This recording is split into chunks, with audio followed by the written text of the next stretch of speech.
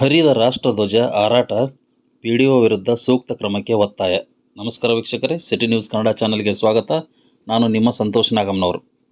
ವೀಕ್ಷಕರೇ, ಹರಿದ ರಾಷ್ಟ್ರಧ್ವಜವನ್ನು ಹಾರಿಸುವ ಮೂಲಕ ರಾಷ್ಟ್ರ ಗೌರವಕ್ಕೆ ಧಕ್ಕೆ ತಂದಿರುವ ಘಟನೆ ಗದಗ ಜಿಲ್ಲೆಯ ಶಿರಹಟ್ಟಿ ತಾಲೂಕಿನ ಮಜ್ಜೂರು ಗ್ರಾಮ ಪಂಚಾಯಿತಿಯಲ್ಲಿ ನಡೆದಿದೆ.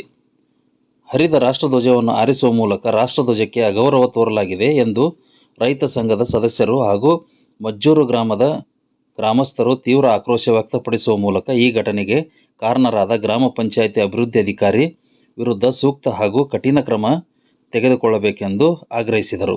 ಮಜ್ಜೂರು ಗ್ರಾಮ ಪಂಚಾಯಿತಿ ಕಾರ್ಯಾಲಯದ ಎದುರು ಘೋಷಣೆಗಳನ್ನು ಕೂಗುವ ಮೂಲಕ ಪ್ರತಿಭಟನೆಯನ್ನು ನಡೆಸಿದರು. ವರದಿಯನ್ನು ನೀಡಿದವರು ಚಂದ್ರಶೇಖರ್ ಸೋಮಣ್ಣವರು. ಎಲ್ಲರಿಗೂ ನಮಸ್ಕಾರ. ನನ್ನ ಹೆಸರು ಚಂದ್ರಶೇಖರ್ ಅಂತ ಹೇಳಿ, ಕರ್ನಾಟಕ ರಾಜ್ಯ ರೈತ ಹಸಿರು ಸೇನೆ ಸಂಸ್ಥಾಪಕ ರಾಜ್ಯಾಧ್ಯಕ್ಷರು. ಮೊನ್ನೆ 1008 ಮದುವೆ ಮಾಡಿದ್ವಿ, ನಿಮ್ಗೆಲ್ಲ ಗೊತ್ತಿದೆ.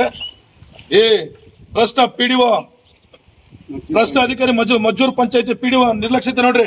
ನಮ್ಮ ಕರ್ನಾಟಕದ ಬಾವುಟ, ನಮ್ಮ ದೇಶದ ಬಾವುಟ ಹರಿದೋದ್ರು ಕೂಡ ತೆಗಿದೇನೆ. ನಾಲಾಯಕ ಅವನು, ಲೋಫರ್ ಅವನು.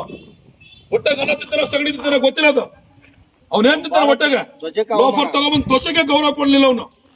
ಏನ್ ಮಾಡ್ತಾರ ಅವನು? ಈ ಜಿಲ್ಲಾಧಿಕಾರಿ ಏನ್ ಮಾಡ್ತಾ ಇದಾರೆ?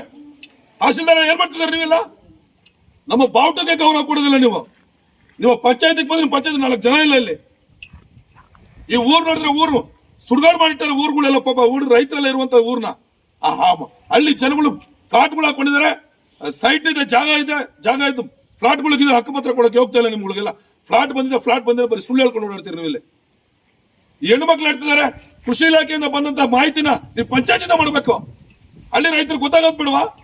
ಹಳ್ಳಿ ರೈತರು ಜಂಗಲ್ ಓಡಿಸ್ಬೇಕಾ ನಿಮ್ದು? ನಿಮ್ಗೆ ಇದ್ದ ನೋಡಿ ಮರಗಳಿಗೆ, ನಿಮ್ಗೆ ಫ್ಲಾಗ್ ತೋರ್ಸೋದು ನಮ್ಮ ರಾಜ್ಯ ಸರ್ಕಾರ ನೋಡಿ. ಮೊನ್ನೆ ಡಿ ಕೆ ಶಿವಕುಮಾರ್ ಅವರೇ, ನೀವು ನೋಡಿ.